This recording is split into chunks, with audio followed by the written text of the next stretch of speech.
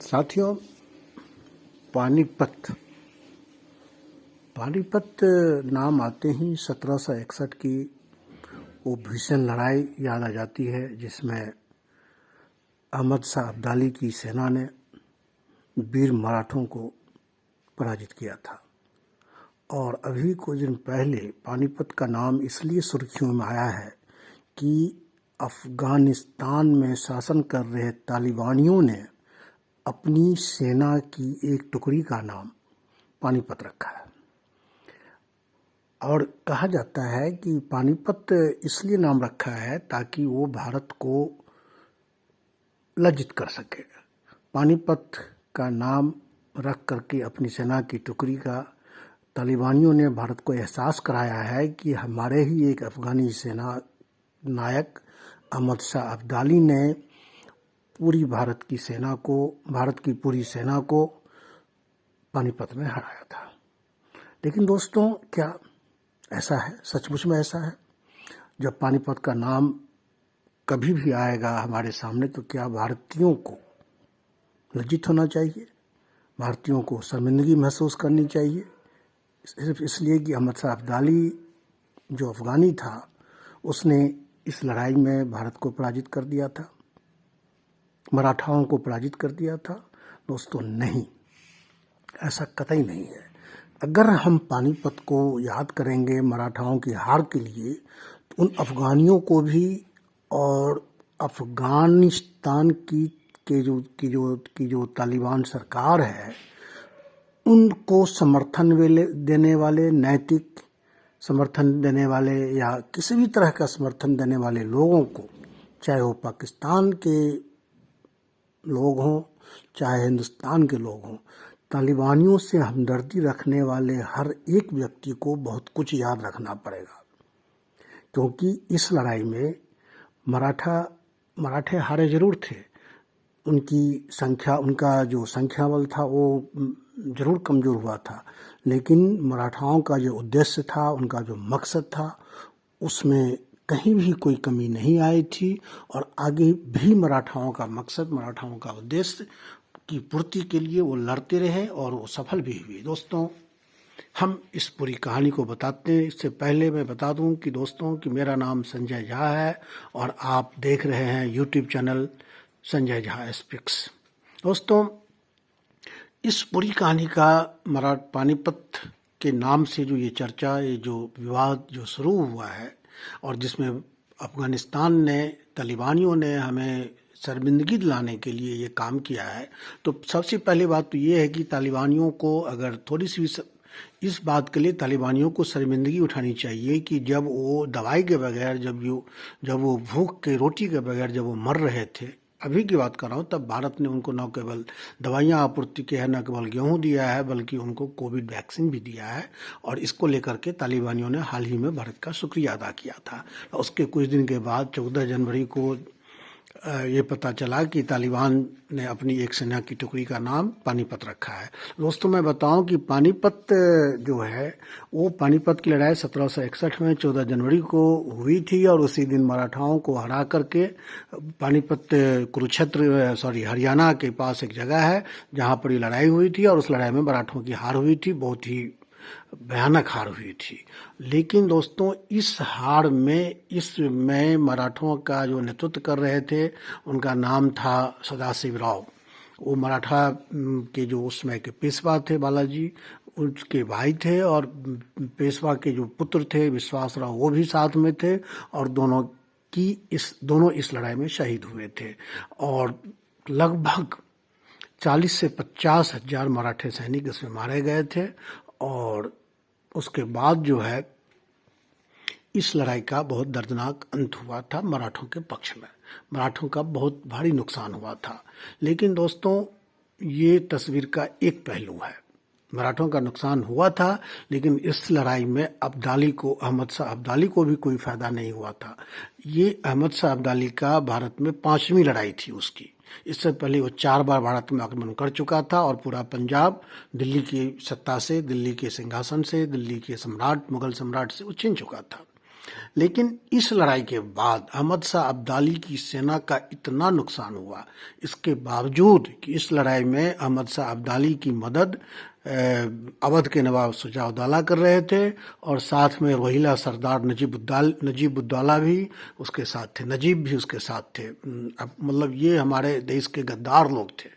जो अवध के नवाब शुजाउद्दौला और नजीबुद्दौला जो रोहिला सरदार थे, वो हमारे देश के गद्दार लोग थे जिन्होंने भारत उस समय मुगल सम्राट का साथ न दे करके, मराठों का साथ न दे करके उसने अहमद शाह अब्दाली का साथ दिया था। और इनकी तकलीफ ये थी कि मुगल सम्राट मराठों के संरक्षण में आ गया था। मुगल सम्राट को लगा था कि अपने बलबूते पर हम भारत का शासन नहीं चला पाएंगे, इसलिए उन्होंने मराठों को अपना संरक्षक नियुक्त कर लिया था।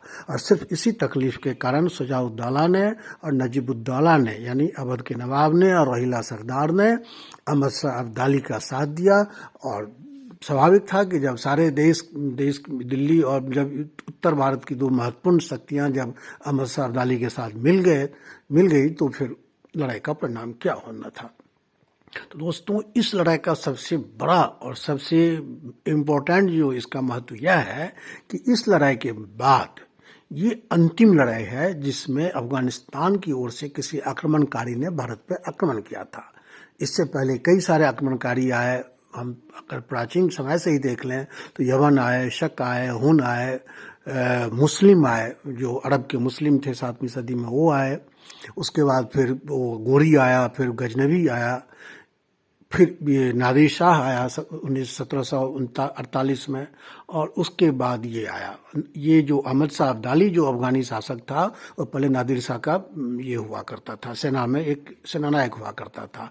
नादिर शाह जब दिल्ली को लूट कर गया था तो उसने अफगानिस्तान की जिम्मेदारी इसको दे दी थी, अहमद शाह अब्दाली को। और फिर अहमद शाह अब्दाली भारत की धन और ऐश्वर्य से इतना प्रभावित था कि उसने 5 बार यहाँ लूटपाट आकर के लूटपाट मचाई। लेकिन जब 5वां 1761 में जब दिल्ली का संरक्षण, जब वो दिल्ली जीतने के लिए आ रहा था, ये तो मराठों ने, चूंकि वो दिल्ली का संरक्षक मराठे शासक मराठा बन चुके थे, तो मराठों को लगा कि अहमद शाह अब्दाली को रोकना उनकी नैतिक जिम्मेदारी है, क्योंकि वो दिल्ली को लूटने के लिए आ रहा है और दिल्ली उसके संरक्षण में है, मराठों के संरक्षण में। इसलिए मराठों ने वहां उसको टक्कर दी पानीपत में। और पानीपत की लड़ाई का जब अंत हुआ तो बेशक मराठे हार गए, लेकिन अहमद शाह अब्दाली उसके बाद दोबारा लौट करके दिल्ली की तरफ उसने रुख नहीं किया। कि उसको पता चल गया कि मराठे हार जरूर गए हैं, मराठे हारे जरूर हैं, लेकिन अब वो हमें, अगर दोबारा जंग होती है तो वो हमें जिंदा नहीं छोड़ेंगे।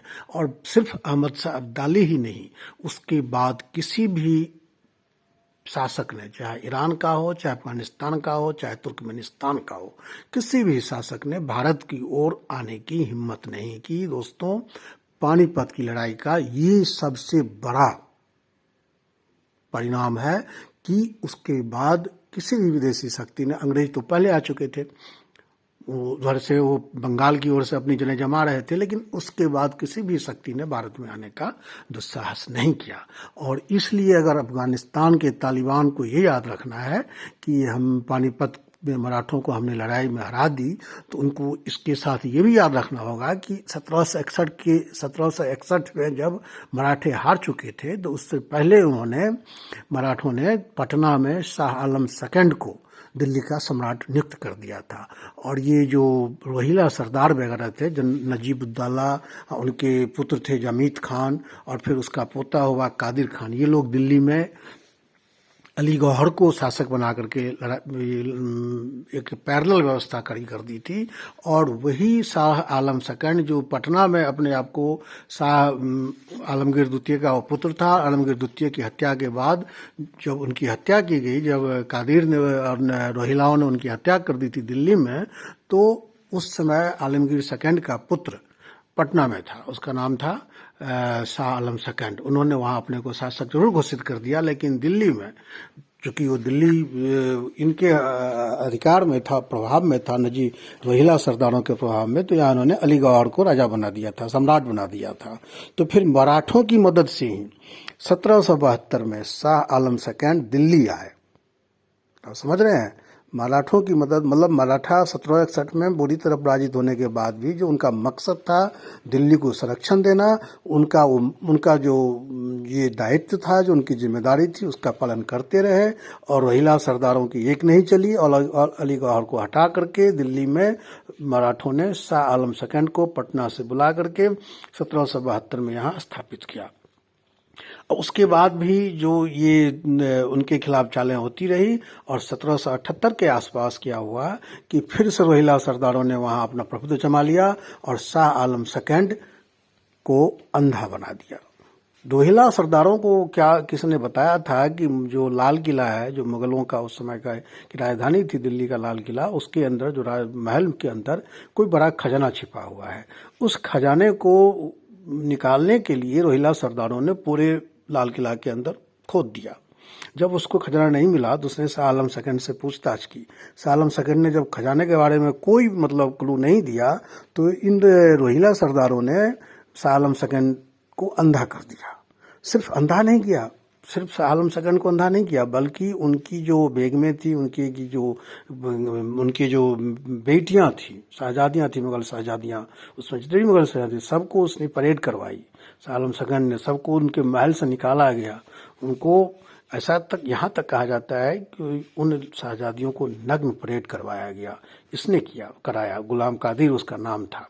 और सिर्फ इसलिए कि अपनी बेटियों को नग्न परेड का एहसास करके शाह आलम सेकंड, जिसको कि पहले ही अंधा कर दिया गया था, मुगल खजाने का क्लू बता दे, लेकिन ऐसा कुछ हुआ नहीं। इतना दर्दनाक, इतना बर्बर जुल्म एक मुगल पे कुछ मुसलमानों ने किया था। वो मुस्लिम लोग थे, वो धर्म के नाम पर लड़ रहे थे, लेकिन जब धन की बात आई तो उन्होंने अपने ही जो मुगल सम्राट की दुनिया भर में प्रतिष्ठा थी, धाक थी, उस मुगल सम्राट को अंधा करके उनके घर की औरतों को उसने इस तरह से बेइज्जत किया था।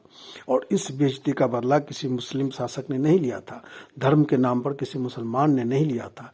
इस बेइज्जती का बदला मराठों ने ही लिया था। जब 1780 के करीब मराठों ने, महदाजी सिंधिया उनका नाम था, उन्होंने गुलाम कादिर को पकड़ करके उसको भरा दिया और उसको फांसी दे दी और उसकी आंख और उसके कान काट करके उसने शाह आलम सेकंड को भेंट किया था कि लो, जिसने आपकी बेइज्जती की थी, जिसने आपको अंधा किया था, जिसने आपके परिवार की बहुओं बेटियों के साथ जिसने अत्याचार किया था, उसकी आंख और कान आपके हाजिर है, भेंट किया था उन मराठों ने। तो मराठों का प्रभुत्व पानीपत की लड़ाई में खत्म नहीं हुआ था, बल्कि उनकी जिम्मेदारी जो थी देश की अस्मिता की रक्षा करना, वो किया। लेकिन अब हमें देखना ये है कि पानीपत का नाम जो तालिबानियों ने रखा है अपनी सैनिक टुकड़ी का, उस नाम से वो लोग कितने खुश होते हैं जिनको तालिबान से हमदर्दी है। लेकिन ये उनको याद रखना पड़ेगा, अगर ये पानीपत के नाम से खुश होंगे तो उनको पानीपत के बारे में उन दर्दनाक हादसों को भी याद करना पड़ेगा जो मुगल दरबार में जो हादसे घट हुए थे और जिसमें मुगल शासन की बेइज्जती हुई थी। और उस बेइज्जती का बदला उन्हीं मराठाओं ने लिया था। और मराठे अंत तक जब उन्होंने द्वितीय एंग्लो मराठे युद्ध में जब मराठे हार गए अंतिम रूप से 1806 में, तब जाकर के जो है मराठा प्रभुत्व कम हुआ, अंग्रेजों का प्रभुत्व कम हुआ। लेकिन पानीपत की लड़ाई के बाद कभी भी भारत में मुगलों का प्रभुत्व नहीं रहा। पानीपत की लड़ाई के बावजूद, मराठों के हार के बावजूद मराठे कमजोर जरूर हुए थे, लेकिन मुगल शक्तिशाली नहीं हो पाए। मुगलों को मराठों का संरक्षण मिलता रहा और इन चीज़ों को हमें याद रखना चाहिए। इसलिए पानीपत का नाम अगर तालिबान में रखा है, अपनी सेना की टुकड़ी का नाम पानीपत यदि रखा है उसने, तो अच्छी बात है, क्योंकि इस बहाने इतिहास खंगाला जाएगा। और इतिहास जब खंगाला जाएगा तो वो सारे दबे किस्से बाहर निकलेंगे, जिससे उन तालिबानियों को और तालिबान के समर्थकों को बेहद शर्मिंदगी होगी। दोस्तों, आज की वीडियो को मैं यही खत्म करता हूँ। उम्मीद है कि ये कंटेंट आपको अच्छा लगा होगा, और अगर ऐसा है, अगर आपको अच्छा लगा है तो फिर आप हमारे वीडियो को, हमारे चैनल को सब्सक्राइब कीजिए, इस वीडियो को लाइक कीजिए। Thank you.